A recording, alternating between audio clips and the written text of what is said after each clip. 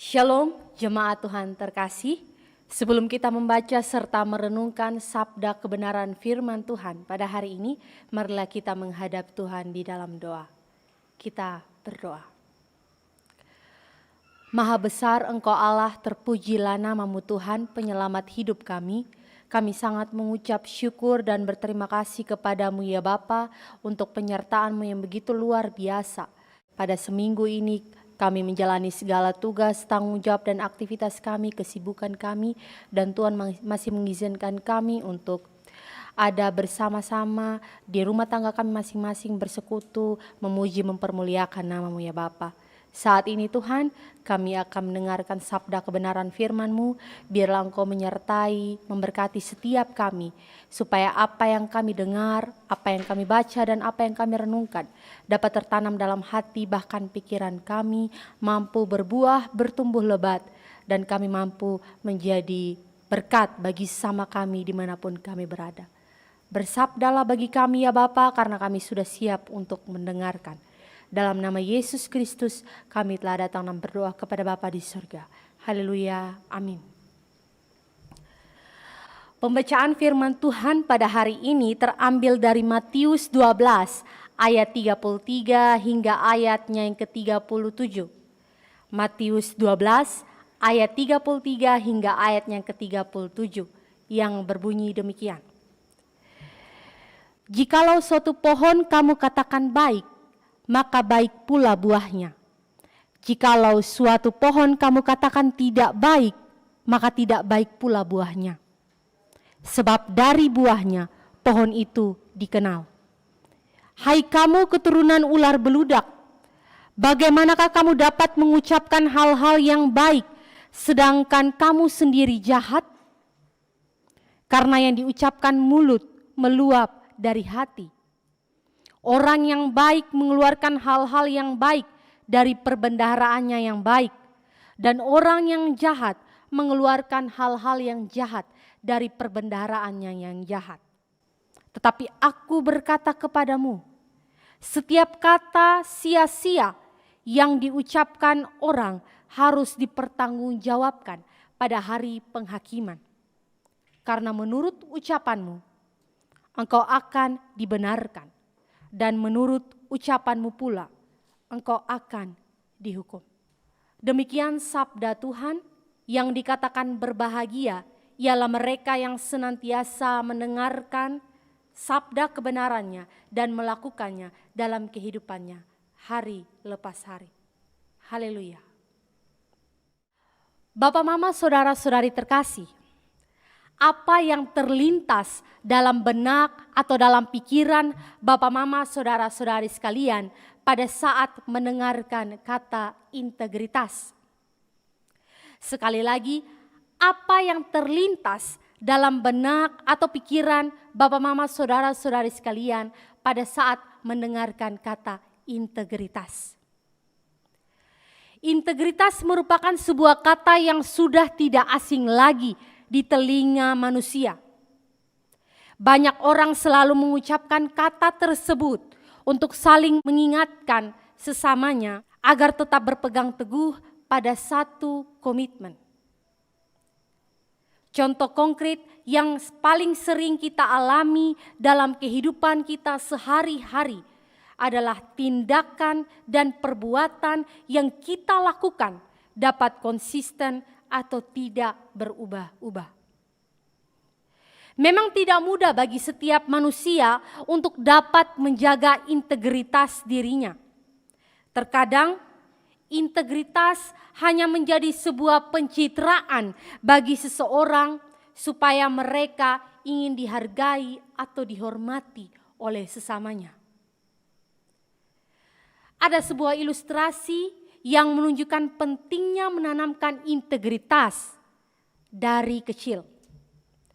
Dikisahkan dalam sebuah keluarga yang harmonis, hiduplah sepasang suami istri muda yang memiliki seorang anak perempuan bernama Aiden, dan anak ini masih berusia 5 tahun.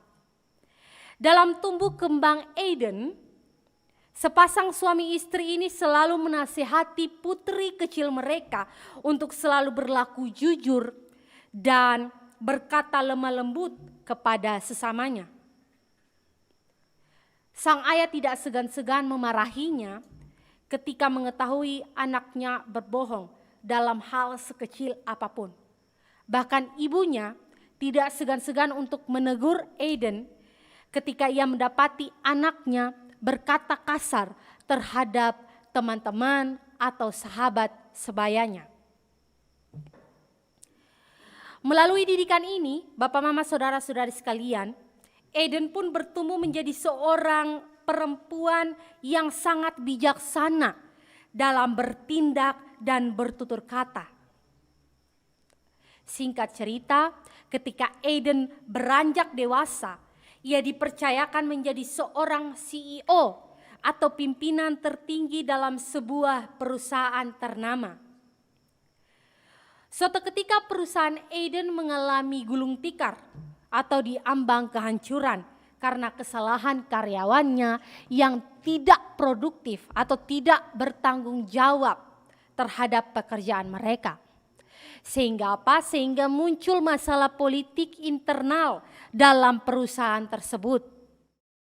Aiden pun diperhadapkan dengan situasi yang sangat sulit. Dia dipaksa untuk mengambil keputusan yang tidak sesuai dengan nuraninya. Banyak hal yang dia pertimbangkan, Bapak, Mama, Saudara-saudari sekalian. Mulai dari jabatannya sebagai seorang CEO hingga harga dirinya sebagai seorang anak yang selalu ditanamkan nilai kejujuran oleh kedua orang tuanya sejak kecil.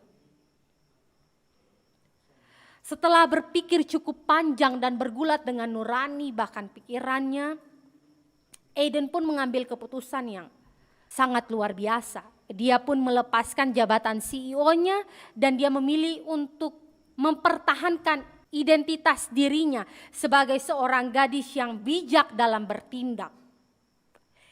Aiden tidak menggunakan egonya dalam mengambil keputusan dan dia tetap tenang pada saat dalam tekanan. Bapak, Mama, Saudara-saudari sekalian, melalui ilustrasi ini kita dapat melihat teladan iman yang ditunjukkan oleh Aiden. Teladan iman yang ditunjukkan oleh Aiden sama seperti yang diajarkan oleh Yesus dalam pembacaan kita menurut Matius 12 ayat yang ke-33 hingga ayatnya yang ke-37. Yesus secara tegas menegur orang Farisi karena telah menuduhnya menggunakan kuasa Beelzebul untuk menyembuhkan orang yang sedang kerasukan setan. Di dalam ayat yang ke-24 di situ dikatakan bahwa tetapi ketika orang Farisi mendengarnya, mereka berkata, dengan Beelzebul, penghulu setan, ia mengusir setan. Yesus tidak segan-segan memberikan peringatan keras kepada orang-orang Farisi bahwa perkataan yang mereka keluarkan adalah perkataan yang sia-sia dan tidak membangun sama sekali. Karena pada hakikatnya Bapak, Mama, Saudara-saudari sekalian, sebatang pohon yang baik menghasilkan buah yang baik dan sebaliknya. Sebatang pohon yang tidak baik menghasilkan buah yang tidak baik pula.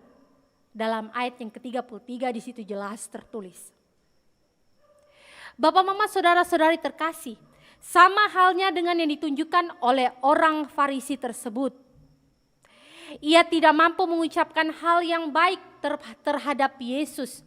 Padahal pada zaman itu Bapak, Mama, Saudara-saudari sekalian, mereka sangat dikenal sebagai golongan orang saleh yang memiliki intelektual yang tinggi.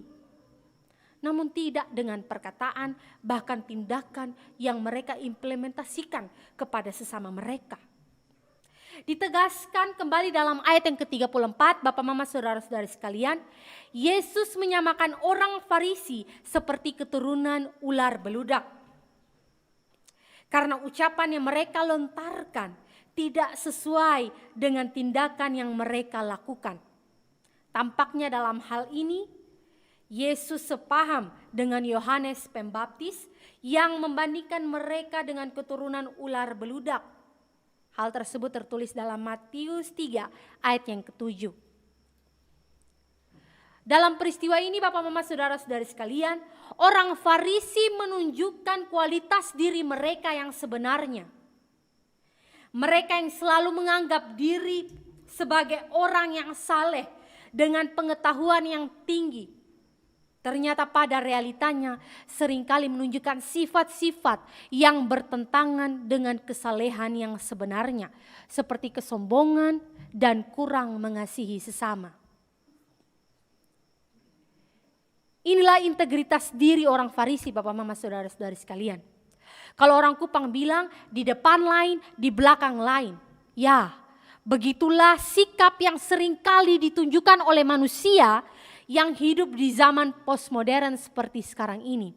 Zaman di mana manusia dapat mudah sekali mengambil keputusan baru terhadap suatu hal yang tidak sesuai dengan keinginan hatinya. Terlampau jarang kita dapat menemukan orang-orang yang memiliki integritas baik. Bahkan sampai dengan saat ini pun saya sendiri masih belajar banyak untuk bisa bertumbuh menjadi pribadi yang lebih berintegritas. Seperti perumpamaan yang diberikan oleh Yesus dalam ayat yang ke-35. Orang yang baik mengeluarkan hal-hal yang baik dari perbendaharaannya yang baik. Dan orang yang jahat mengeluarkan hal-hal yang jahat dari perbendaharaannya yang jahat. Ibarat hati manusia seperti sebuah gudang yang diisi dengan banyak perbendaharaan kata. Seorang yang baik dapat mengeluarkan kata-kata yang baik dari hatinya yang baik kepada sesamanya.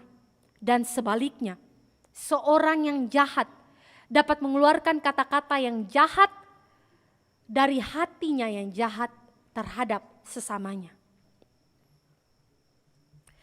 Secara tidak langsung Bapak Mama Saudara-saudari sekalian, Yesus ingin menegaskan kepada kita semua bahwa kata-kata yang sering keluar dari mulut kita merupakan cerminan isi hati kita. Meskipun isi hati kita tidak dapat terlihat secara gamblang atau secara jelas, namun dapat tersirat lewat sikap dan sifat yang ditunjukkan oleh masing-masing kita. Bapak Mama Saudara-saudari sekalian, di zaman ini orang yang kelihatannya baik di depan kita belum tentu baik di belakang kita. Orang yang kelihatannya tulus terhadap kita belum tentu tulus begitu murni kepada kita, Bapak Mama Saudara-saudari sekalian. Jangan mudah percaya dengan orang. Meskipun itu sahabat sekalipun, Bapak Mama Saudara-saudari sekalian, tapi kita harus cerdas dalam memilih sahabat yang dapat dipercaya. Jangan cari sahabat yang di mulut lain, tapi di hati juga lain. Karena itu akan menjadi sia-sia, Bapak Mama Saudara-saudari sekalian. Sekali lagi, berbicara soal integritas bukan perkara yang mudah. Banyak orang bisa saling menyakiti lewat perkataan negatif yang tidak membangun. Yesus menekankan bahwa setiap kata sia-sia yang terucap dari mulut masing-masing orang harus dipertanggungjawabkan pada hari penghakiman. Dalam ayat yang ke-36 di situ dikatakan secara jelas. Oleh karena itu Bapak Mama Saudara-saudari sekalian, mulai dari saat ini kita harus mampu menjaga perkataan kita, perkataan yang hendak kita ucapkan kepada sesama kita. Jadi kita harus berpikir duluan sebelum kita mengucapkan. Seperti kata-kata yang positif, yang bisa membangun, yang bisa membawa kedamaian, kebenaran, dan membawa berkat bagi orang lain. Karena apa Bapak Mama? Karena pada hari penghakiman kita akan dibenarkan dan kita akan dihukum menurut ucapan yang keluar dari mulut kita. Dalam ayat yang ke-37. Jadi pesan kepada generasi muda. Jangan mudah terpengaruh dengan omongan orang. Hendaknya kita mampu menjadi generasi yang selalu memfilter atau menyaring setiap informasi yang kita peroleh. Kalau ada masalah dengan teman atau sahabat atau saudara, hendaknya dibicarakan baik-baik, bukan jadi pengecut yang sering membicarakan kejelekan orang lain di belakangnya. Karena hal itu sama saja kita menunjukkan bahwa kita tidak memiliki integritas yang baik sebagai orang muda yang hidup di zaman ini. Jangan jadi seperti orang Farisi yang mau menunjukkan kesalehan di depan umum, padahal saat merealisasikannya dia tidak mampu. Yesus sendiri menghendaki diri kita untuk bertumbuh menjadi pribadi yang otentik, pribadi yang asli, pribadi yang tidak bertopeng sama sekali, pribadi yang tidak munafik di depan orang maupun tidak ada orang. Dia mampu menunjukkan pribadi yang sama, Bapak, Mama, Saudara-saudara sekalian. Hidup yang sewaktu orang lain melihat tindakan dan mendengarkan perkataan yang keluar dari mulut kita, mereka mendapatkan hal yang sama. Hidup yang sewaktu di dalam rumah maupun di depan umum mampu menunjukkan hal yang sama. Hidup yang ketika dilihat orang banyak dan ketika hanya Tuhan yang melihat, ditemukan pribadi yang sama. Jangan mau sama seperti orang Farisi yang menunjukkan kesalehan di depan umum, padahal tidak sepenuhnya menjalankan hidup saleh yang sebenarnya. Hidup berintegritas dengan hati yang murni merupakan hidup yang Tuhan inginkan bagi setiap kita manusia yang hidup di zaman ini. Hidup berintegritas dengan hati yang murni merupakan hidup yang Tuhan inginkan bagi kita. Karena hidup yang demikian akan mendorong kita untuk memiliki hubungan yang lebih intim lagi bersama dengan Tuhan. Hidup yang berintegritas mampu mendatangkan berkat dan keadilan bagi setiap insan yang tekun menjalaninya. Sekali lagi, hidup berintegritas mampu membangun hubungan secara otentik atau secara asli dengan Tuhan sehingga dapat menyenangkan hatinya. Buahnya pasti bisa kita rasakan, maupun orang lain yang dekat dengan kita pasti akan merasa aman karena kita memiliki pribadi yang berintegritas sehingga kita mampu menjadi berkat bagi orang-orang di sekeliling kita. Selamat dan semangat melatih diri untuk menjadi pribadi yang lebih berintegritas.